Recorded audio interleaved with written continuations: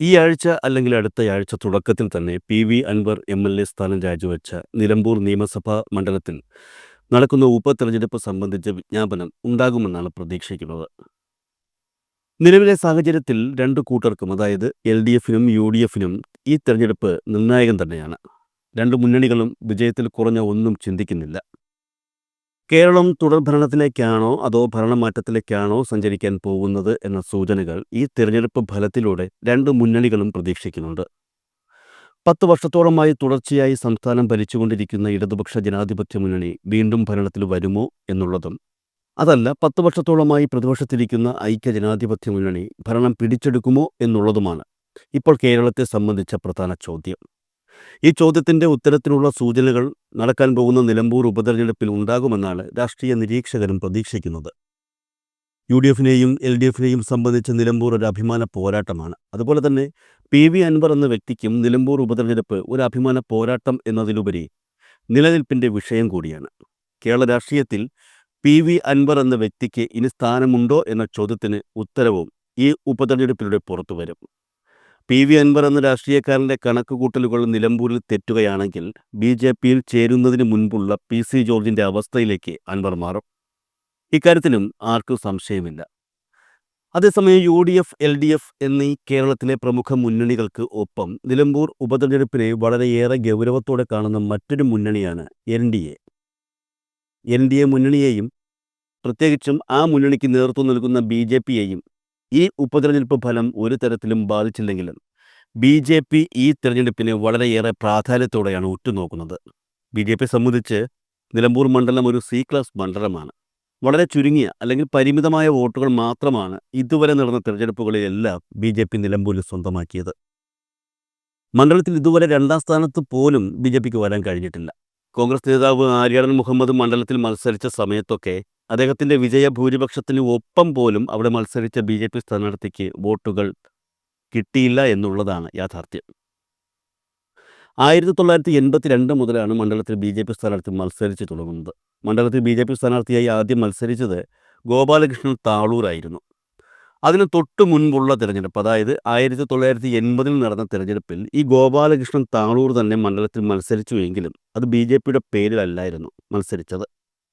സ്വതന്ത്ര സ്ഥാനാർത്ഥിയായിട്ടായിരുന്നു അന്ന് ഗോപാലകൃഷ്ണൻ താളൂർ മത്സരിച്ചത്. 1982 നിലമ്പൂർ നിയമസഭാ മണ്ഡലത്തിൽ ബി.ജെ.പി ആദ്യമായി മത്സരിക്കുന്ന സമയത്ത് അവർക്ക് നേടാനായത് വെറും 1442 വോട്ടുകളാണ്. 1982 നിലമ്പൂർ മണ്ഡലത്തിൽ മത്സരം ആരംഭിച്ച ബി.ജെ.പി 2021 നിയമസഭാ തിരഞ്ഞെടുപ്പ് എത്തിയപ്പോൾ അന്നത്തെ 1442 വോട്ടുകൾ 8595 വോട്ടുകളായി വർദ്ധിപ്പിച്ചു.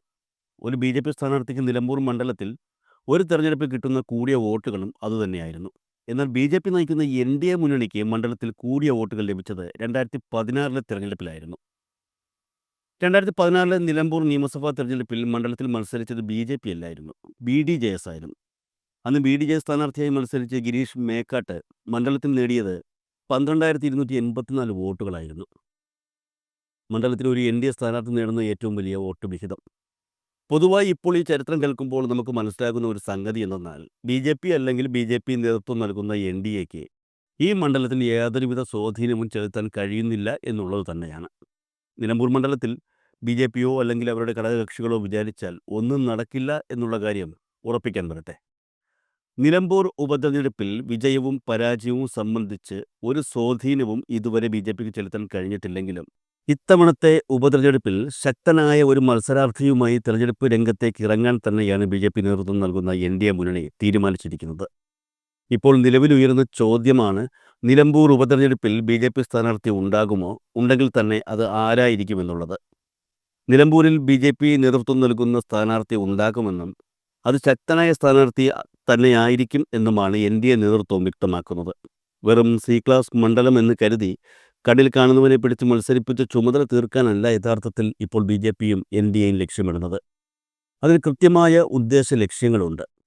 നിലമ്പൂർ ഉപതെരഞ്ഞെടുപ്പിൽ മത്സരിക്കുന്ന ഒരു മുന്നണിയെ തോൽപ്പിക്കുക എന്ന ഉറച്ച ലക്ഷ്യത്തോടെയാണ് ഇപ്പോൾ ബി.ജെ.പി നേതൃത്വം നൽകുന്ന എൻ.ഡി.എ നിലമ്പൂർ ഉപതെരഞ്ഞെടുപ്പ് രംഗത്തേക്ക് ഇറങ്ങുന്നത്. അവർ ഉദ്ദേശിക്കുന്ന സ്ഥാനാർത്ഥിയെ തോൽപ്പിക്കുവാൻ വളരെ വ്യക്തമായ പദ്ധതികളും അവർക്കുണ്ട് എന്നുള്ളതാണ് ഇക്കാര്യത്തിൽ ഭയക്കേണ്ടത്. നിലമ്പൂർ ഉപതെരഞ്ഞെടുപ്പിൽ എന്ത് രാഷ്ട്രീയ തീരുമാനമാണ് അല്ലെങ്കിൽ എന്ത് രാഷ്ട്രീയ തന്ത്രമാണ് എൻ.ഡി.എ കൈക്കൊള്ളേണ്ടത് എന്നുള്ള കാര്യത്തിൽ രാജീവ് ചന്ദ്രശേഖറിന്റെ നേതൃത്വത്തിൽ ആദ്യഘട്ട ചർച്ചകൾ നടന്നു കഴിഞ്ഞു. ഈ ആദ്യഘട്ട ചർച്ചയിൽ തന്നെ ബി.ജെ.പി തീരുമാനിച്ചുറപ്പിച്ച ഒരു കാര്യമുണ്ട്. ദേശീയതലത്തിൽ എന്ത് നിലപാടാണ് ബി.ജെ.പി കൈക്കൊള്ളുന്നത്, അതേ നിലപാട് കേരളത്തിലും പ്രാവർത്തികമാക്കുക എന്നുള്ളതാണ്. അതായത് ബി.ജെ.പി ഇപ്പോൾ ലക്ഷ്യമിടുന്നത് നിലമ്പൂരിൽ യു.ഡി.എഫിനെ പരാജയപ്പെടുത്തുക എന്നുള്ളതാണ് എന്ന് വ്യക്തം. കാരണം ദേശീയതലത്തിൽ കോൺഗ്രസ് മുക്ത ഭാരതം എന്ന സ്വപ്നവും മുന്നിൽ കണ്ട് രാഷ്ട്രീയ പ്രവർത്തനം നടത്തുന്നവരാണ് ബി.ജെ.പിക്കാർ. കോൺഗ്രസിനെ ഇന്ത്യയിൽ നിന്ന് തൂത്തെറിയുക എന്ന ലക്ഷ്യത്തിൻ്റെ ഭാഗമായി ചില ഘട്ടങ്ങൾ പല സംസ്ഥാനങ്ങളിലും അവർ വിജയകരമായി പൂർത്തിയാക്കിയിട്ടുമുണ്ട്. എന്നാൽ കേരളത്തിൽ അവർക്ക് ഇതുവരെ അങ്ങനെ ചിന്തിക്കാൻ കൂടി കഴിഞ്ഞിട്ടില്ല. കെ സുരേന്ദ്രൻ മാറി പുതിയ സംസ്ഥാന പ്രസിഡന്റ് ചുമതല ഏറ്റതോടെ കേരളത്തിൽ എന്തെങ്കിലുമൊക്കെ കാണിച്ചു കൂട്ടേണ്ടത് അത്യാവശ്യമായി തീർന്നിരിക്കുകയാണ് ബി.ജെ.പിക്ക്. നിലമ്പൂർ ഉപതെരഞ്ഞെടുപ്പിൽ കോൺഗ്രസിനെ പരാജയപ്പെടുത്തുക എന്ന ഉദ്ദേശത്തോടെ തന്നെയാണ് ബി.ജെ.പി രംഗത്തേക്ക് ഇറങ്ങിയിരിക്കുന്നത്. ഇതുമായി ബന്ധപ്പെട്ട് എൻ.ഡി.എ മുന്നണിക്കുള്ളിൽ നടന്ന ചർച്ചകളിൽ നിരവധി അഭിപ്രായങ്ങളും നിർദ്ദേശങ്ങളും ഉയർന്നു വന്നിരുന്നു. 2026 നടക്കുന്ന നിയമസഭാ തിരഞ്ഞെടുപ്പിൽ ഉപയോഗിക്കേണ്ട സ്ട്രാറ്റജിയുടെ ടെസ്റ്റ് ഡോസ് എന്ന നിലയിലാണ് ഇപ്പോൾ നടക്കാൻ പോകുന്ന നിലമ്പൂർ ഉപതെരഞ്ഞെടുപ്പിനെ ബി.ജെ.പി സമീപിക്കുന്നത്. നിലമ്പൂർ ഉപതെരഞ്ഞെടുപ്പിൽ സ്ഥാനാർത്ഥി നിർണയം ഉൾപ്പെടെയുള്ള കാര്യങ്ങളിൽ വ്യക്തമായ പ്ലാനിങ്ങോടെ തന്നെയാണ് ബി.ജെ.പിയും അവർ നേതൃത്വം നൽകുന്ന എൻ.ഡി.എയും മുന്നോട്ടു പോകുന്നത്. അതിൻ്റെ ഭാഗമായാണ് സ്ഥാനാർത്ഥിയാകാൻ യോഗ്യരായ വ്യക്തികളുടെ, അതായത് ജനങ്ങളുമായുള്ള ഇടപെടൽ കൂടുതലുള്ള വ്യക്തികളുടെ പട്ടിക നൽകാൻ മലപ്പുറം ബി.ജെ.പി ജില്ലാ പ്രസിഡന്റിനോട് രാജീവ് ചന്ദ്രശേഖർ ആവശ്യപ്പെട്ടിരിക്കുന്നത്.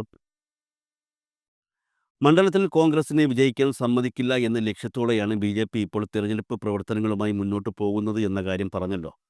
ഇവിടെ കോൺഗ്രസ് സ്ഥാനാർത്ഥി ആരാണെന്നുള്ള കാര്യത്തിൽ ഇതുവരെ തീരുമാനമായിട്ടില്ല. സ്ഥാനാർത്ഥി സാധ്യത സംബന്ധിച്ച് ചർച്ചകൾ നടന്നു വരികയാണ്. കോൺഗ്രസ് നേതാക്കളായ ആര്യാടൻ ഷൗക്കത്തിൻ്റെയും വി.എസ്. ജോയിയുടെയും പേരുകളാണ് ഇപ്പോൾ സ്ഥാനാർത്ഥി പട്ടികയിലുള്ളത്.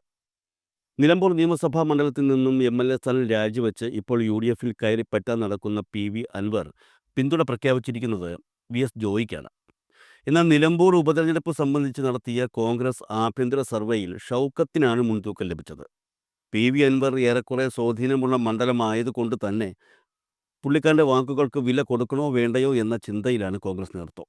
എന്നാൽ കോൺഗ്രസിൻ്റെ ആഭ്യന്തര കാര്യങ്ങളിൽ കയറി അഭിപ്രായങ്ങൾ പറയുകയും ഇടപെടാൻ ശ്രമിക്കുകയും ചെയ്യുന്ന പി.വി. അൻവറിൻ്റെ രീതികളോട് കോൺഗ്രസും മുസ്ലിം ലീഗും അതൃപ്തിയും പ്രകടിപ്പിച്ചു കഴിഞ്ഞു. നിലമ്പൂർ ഉപതെരഞ്ഞെടുപ്പിന് മുൻപേ തന്നെ തന്നെയും തൻ്റെ പാർട്ടിയായ തൃണമൂൽ കോൺഗ്രസിനെയും യു.ഡി.എഫ് മുന്നണിയിലെടുക്കണമെന്ന ആവശ്യവും അൻവർ മുന്നോട്ട് വച്ചു കഴിഞ്ഞു. ഇത്തരത്തിൽ ആകെക്കൊണ്ട് കോൺഗ്രസ് സ്ഥാനാർത്ഥിത്വ ചർച്ചകളും അതുമായി ബന്ധപ്പെട്ട രാഷ്ട്രീയവും കലുഷിതാവസ്ഥയിൽ നിൽക്കുന്ന സമയമാണ്. ഈ സാഹചര്യത്തിലാണ് ബി.ജെ.പി നിർണായക നീക്കങ്ങളുമായി നിലമ്പൂർ ഉപതെരഞ്ഞെടുപ്പിനെ സമീപിക്കുന്നത്. കോൺഗ്രസ് നേതൃത്വം ഇതുവരെ സ്ഥാനാർത്ഥികളെ തീരുമാനിക്കാത്ത സാഹചര്യത്തിൽ അതിനനുസരിച്ചുള്ള തീരുമാനങ്ങളും നീക്കങ്ങളും തന്നെയാണ് ബി.ജെ.പി നടത്തിക്കൊണ്ടിരിക്കുന്നത്.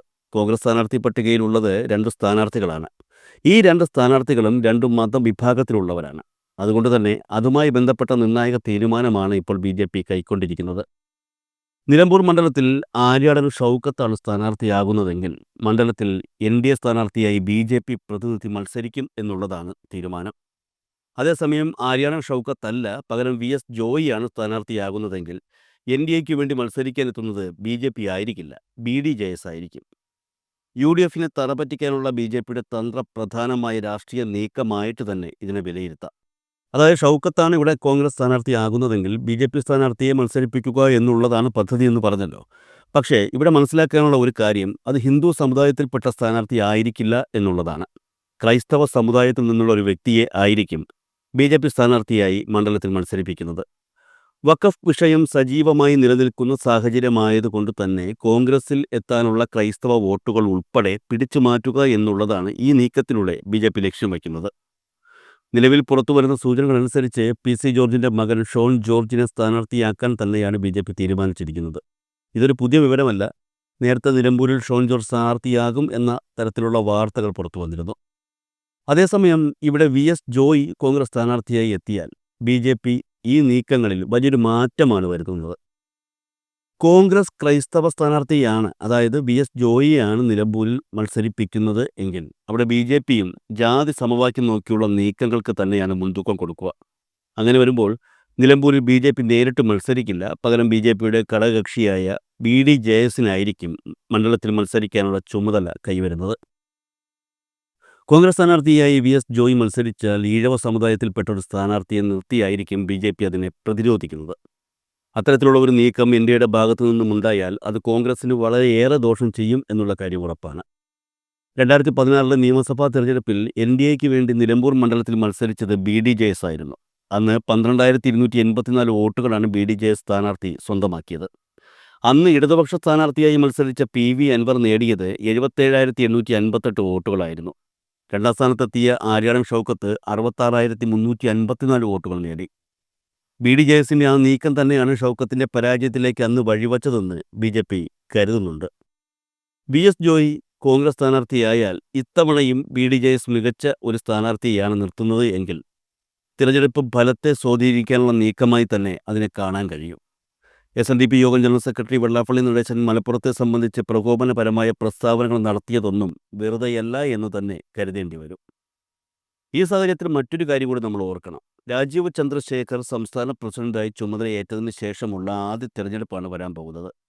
രാജീവ് ചന്ദ്രശേഖറിനെ സംബന്ധിച്ച് കേരളത്തിലേക്ക് കെട്ടിയിറങ്ങിയവൻ എന്ന ഒരു പേരുദോഷം നിലവിലുണ്ട്. ബി.ജെ.പി കഴിഞ്ഞ തവണ നിലമ്പൂരിൽ നേടിയതിനേക്കാൾ വോട്ട് ഇത്തവണ നേടിക്കഴിഞ്ഞാൽ ആ പേരുദോഷം ഒരു പരിധിവരെ മറയും. മാത്രമല്ല, ഇനി മുതൽ അങ്ങനെയൊന്നും ഉയർന്നു വരികയുമില്ല. അങ്ങനെ വരുമ്പോൾ എന്ത് വില കൊടുത്തും എത്ര പ്രയത്നിച്ചും എൻ.ഡി.എ സ്ഥാനാർത്ഥിയുടെ വോട്ട് വിഹിതം വർദ്ധിപ്പിക്കാനുള്ള ശ്രമമായിരിക്കും രാജീവ് ചന്ദ്രശേഖറിൻ്റെ ഭാഗത്തു നിന്നും ഉണ്ടാകുന്നത്. ഈ ശ്രമമാണ് കോൺഗ്രസ് ഭയപ്പെടുന്നതും. കാരണം നമ്മൾ മുകളിൽ പറഞ്ഞ രീതിയിലുള്ള നീക്കങ്ങളാണ് ബി.ജെ.പിയുടെ ഭാഗത്തു നിന്നും ഉണ്ടാകാൻ പോകുന്നത് എന്ന കാര്യം വ്യക്തമായി കഴിഞ്ഞു. നിലമ്പൂരിൽ എൻ.ഡി.എ സ്ഥാനാർത്ഥിയുടെ വോട്ട് വിഹിതം വർദ്ധിക്കുകയും അതിനൊപ്പം കോൺഗ്രസ് സ്ഥാനാർത്ഥി തോൽക്കുകയും ചെയ്താൽ സാങ്കേതികമായി മണ്ഡലത്തിൽ എൽ.ഡി.എഫ് വിജയിക്കുമെങ്കിലും യഥാർത്ഥത്തിൽ വിജയം ബി.ജെ.പി നേതൃത്വം നൽകുന്ന എൻ.ഡി.എക്ക് തന്നെയായിരിക്കും.